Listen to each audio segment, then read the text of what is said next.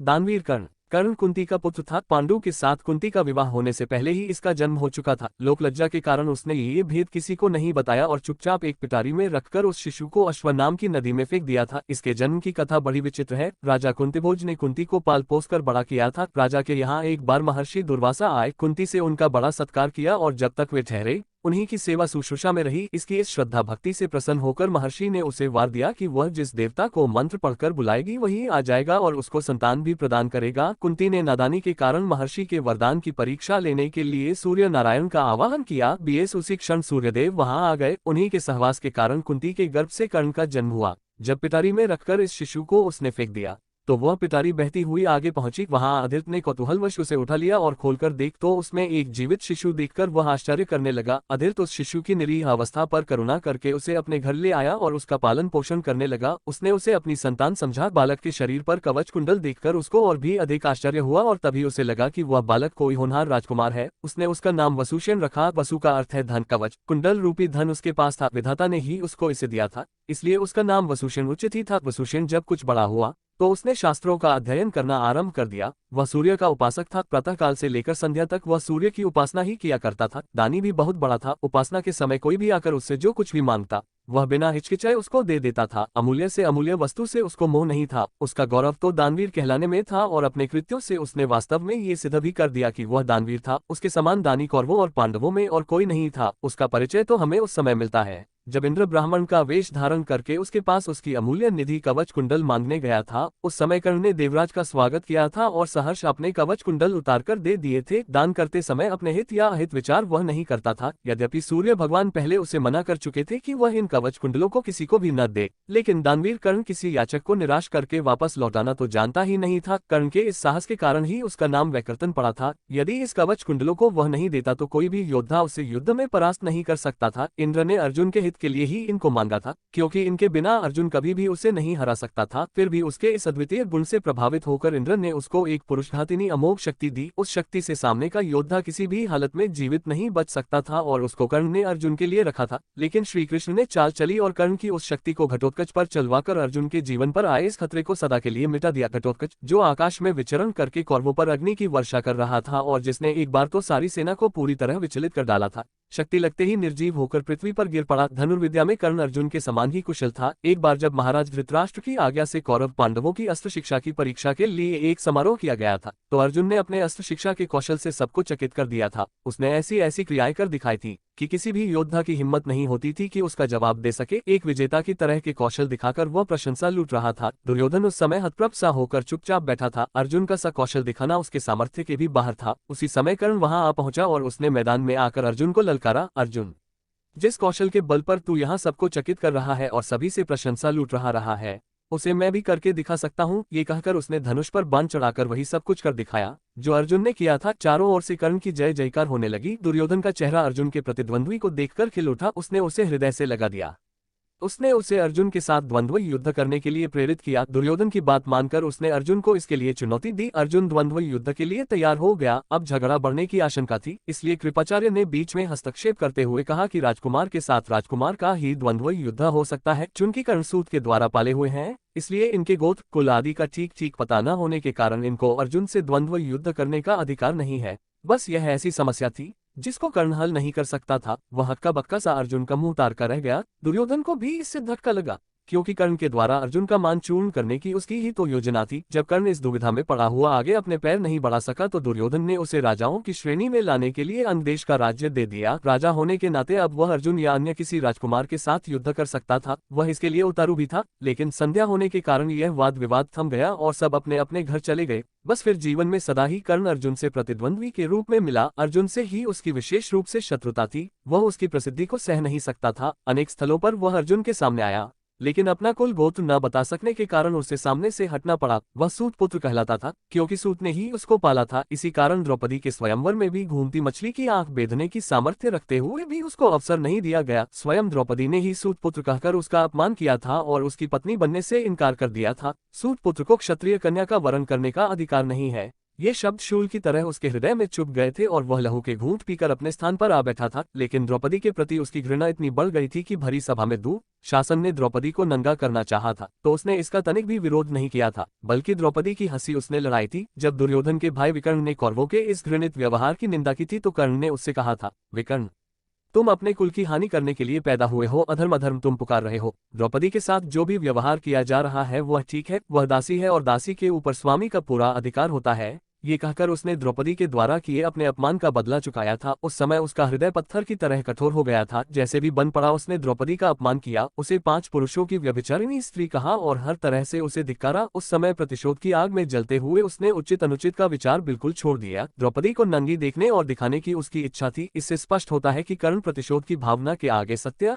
न्याय और धर्म की भावना को पूरी तरह भूल जाता था। यह उसके चरित्र की दुर्बलता ही है। कर्ण स्वभाव से कुटिल भी था। वह दुर्योधन को इसी प्रकार कुचक रचने की सलाह दिया करता था जैसी शकुनी देता था। जिस समय जुए में हारकर पांडव वनवास के लिए चले गए और द्वैत वन में वे अपना समय काट रहे थे, उस समय कर्ण और शकुनी की बातों में आकर ही दुर्योधन अपने परिवार के साथ पांडवों को चुराने के लिए पहुंचा था। लेकिन यहाँ चित्रसेन नामक गंधर्व से इनका सामना हो गया। भीषण युद्ध हुआ। गंधर्व राजा ने अपने पराक्रम से सबको परास्त कर दिया और परिवार सहित सभी को उसने बंदी बना लिया। कर्ण तो अपने प्राण लेकर युद्धस्थल से भाग ही गया था। फिर युधिष्ठिर के कहने और अर्जुन के भी प्रयास करने पर चित्रसेन ने दुर्योधन आदि को मुक्त कर दिया। कर्ण अहंकारी भी बहुत था। उसे अपने पराक्रम पर बड़ा घमंड था और बार बार दुर्योधन को प्रसन्न करने के लिए वह कहा करता था कि वह एक क्षण में ही अर्जुन को मार गिराएगा। इसके लिए भगवान परशुराम द्वारा सिखाए हुए अपने अस्त्र कौशल की दुहाई देता था। यहाँ तक कि भीष्म पितामह, गुरु द्रोणाचार्य आदि के सामने भी वह अपनी शेखी बघारने से बाज नहीं आता था। एक दिन पितामह से न रहा गया। उन्होंने इसे फटकारते हुए कहा, दुराभिमानी कर्ण, व्यर्थ की बात क्यों किया करता है। खांडवदाह के समय श्री कृष्ण और अर्जुन ने जो वीरता प्रकट की थी उसको याद करके तुझे लज्जित होना चाहिए। क्या तू श्री कृष्ण को साधारण व्यक्ति समझता है?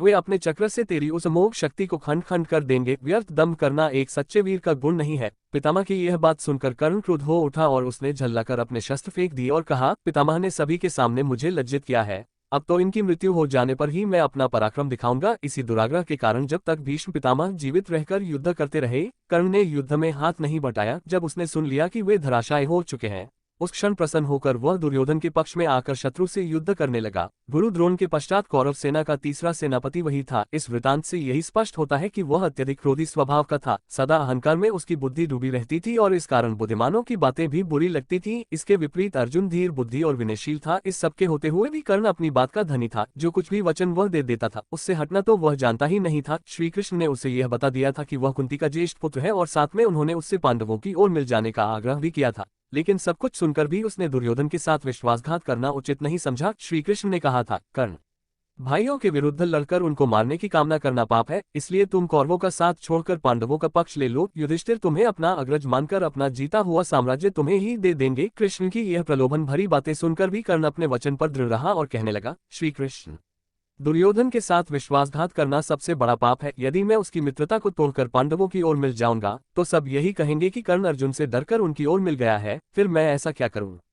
मेरी माँ ने तो मुझे मारने का सारा प्रबंध कर दिया था। सूत ने ही मुझे उठाया और पाला, इसलिए वे ही मेरे पिता तुल्य हैं। सूतों के साथ मैं कई यज्ञ भी कर चुका हूं और मेरा विवाह संबंध भी सूतों के परिवार में ही हुआ है। फिर मेरा पांडवों से क्या संबंध रहा?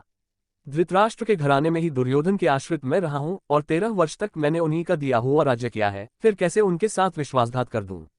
दुर्योधन को मेरे ऊपर पूरा विश्वास है। मेरे कहने से ही तो उसने इस युद्ध को मोल लिया है और अर्जुन के प्रतिद्वंद्वी के रूप में दुर्योधन की आशाएं मेरे ऊपर ही तो लगी हुई है। इस परिस्थिति में अपने आश्रयदाता और मित्र दुर्योधन को छोड़कर मैं कभी पांडव पक्ष में नहीं मिल सकता। फिर यदि एक बार मैं मिल भी गया तो युधिष्ठिर जो राज्य मुझे देगा उसे अपने वचन के अनुसार मुझे दुर्योधन को देना होगा। इससे तो पांडवों का सारा प्रयत्न ही निष्फल चला जाएगा। ये सभी कुछ सोच विचार कर मैं निश्चय पूर्वक कहता हूँ कि मैं मित्र दुर्योधन का साथ छोड़कर और किसी पक्ष में नहीं मिल सकता। लेकिन हाँ, यह वचन अवश्य देता हूँ कि युद्ध में मेरा प्रतिद्वंद्वी केवल अर्जुन ही है। उसके सिवा किसी पांडव का वध मैं नहीं करूंगा। कर्ण का ये कथन उसके चरित्र की महानता पर प्रकाश डालता है। बात का कितना पक्का था वह दानवीर। दुर्योधन चाहे अधर्मी था लेकिन उसका तो आश्रयदाता था, फिर वह उसके साथ छल कपट कैसे कर सकता था?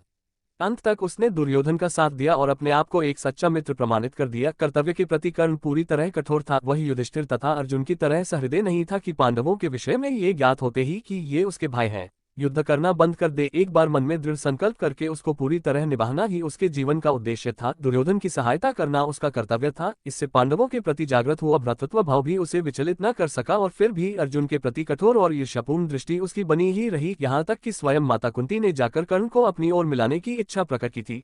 लेकिन उस समय भी वह वीर अपने पद से विचलित नहीं हुआ। यह उसके चरित्र की श्रेष्ठता ही थी। फिर एक बार कृष्ण को वचन देकर अर्जुन के सिवा अन्य किसी पांडव की ओर उसने शस्त्र नहीं उठाया। अर्जुन से ही युद्ध करते हुए वह वीरगति को प्राप्त हुआ था। महाभारत युद्ध में भी उसकी वीरता देखकर स्वयं श्री कृष्ण उसकी प्रशंसा करने लगे थे। कितनी ही बार वह अर्जुन के रथ को पीछे हटा देता था। जब तक वह सेनापति रहा, अर्जुन बार बार उसके प्रहारों से विचलित हो उठता था। उसकी समझ में नहीं आता था कि वह कैसे इस परम योद्धा को परास्त करे। अंत में पूरी तरह निराश होकर उसने कृष्ण की ओर देखा। कर्ण के रथ का पहिया जमीन में धंस गया था। वह उसे निकालने का प्रयत्न कर रहा था। उसी समय कृष्ण के इशारा करने पर अर्जुन ने अन्याय का आश्रय लेकर उसका वध किया। नहीं तो उस वीर को मारना बहुत कठिन था। फिर यदि उसके हाथ में इंद्र की वह अमोघ शक्ति होती तो फिर उसको कोई भी पराजित नहीं कर सकता था और यह निश्चय था कि वह अर्जुन का वध करके विजय का शंख फूंक देता। लेकिन विधाता की यही गति थी। अमोघ शक्ति को वह पहले ही घटोत्कच पर चला चुका था। अब उसके पास विशेष अस्त्र कोई नहीं था। फिर भी बड़ी कठिनाई से अर्जुन उसे मार पाया था। महाभारत में जहां भी उसके पराक्रम का वर्णन आया है, वहां अर्जुन के बराबर ही उसको पराक्रमी माना गया है। और था भी वह इतना ही पराक्रमी। कर्ण के पराक्रम में धब्बा लगाने वाली एक बात यह है कि वह कपटी भी था। वह सदा सत्य और न्याय का ही आश्रय नहीं लेता था। उसने अल्पवयस्क राजकुमार अभिमन्यु का चक्रव्यूह के भीतर औरों के साथ मिलकर वध किया था। उसी ने उसके धनुष को काट गिराया था और फिर उस निहत्थे बालक पर 6 महारथियों ने मिलकर आक्रमण किया था, जिनमें से एक वह भी था। निहत्थे बालक की हत्या करने का अपराध सदा उसके चरित्र के साथ लगा रहेगा। इसलिए इतना पराक्रमी होने पर भी कर्ण अर्जुन की तरह महापुरुष की कोटि में नहीं आ सकता। उसका हृदय कलुषित था। इस तरह कर्ण के चरित्र पर दृष्टिपात करने से मालूम होता है कि वह किसी दृष्टि से महान था और अपने किन्हीं व्यवहारों के कारण पतित भी था। उसकी महानता उसके दानवीर होने में है, उसके दृढ़ संकल्प होने में है, उसके अपने मित्र और आश्रयदाता के विश्वास पात्र होने में है। लेकिन छल और कपटपूर्ण व्यवहार, व्यर्थ का दंभ और क्रोध उसके चरित्र की गरिमा को कम करते हैं। वो इतना पराक्रमी था कि उसके मरते ही दुर्योधन का सारा धैर्य टूट गया था और अब उसे अपनी पराजय की आशंका निश्चित लगने लगी थी। और वही हुआ भी। कर्ण की मृत्यु के पश्चात कौरवसेना का विनाश हो गया। स्वयं दुर्योधन भी भीम के द्वारा मार डाला गया। युद्ध में पांडवों को विजय प्राप्त हुई।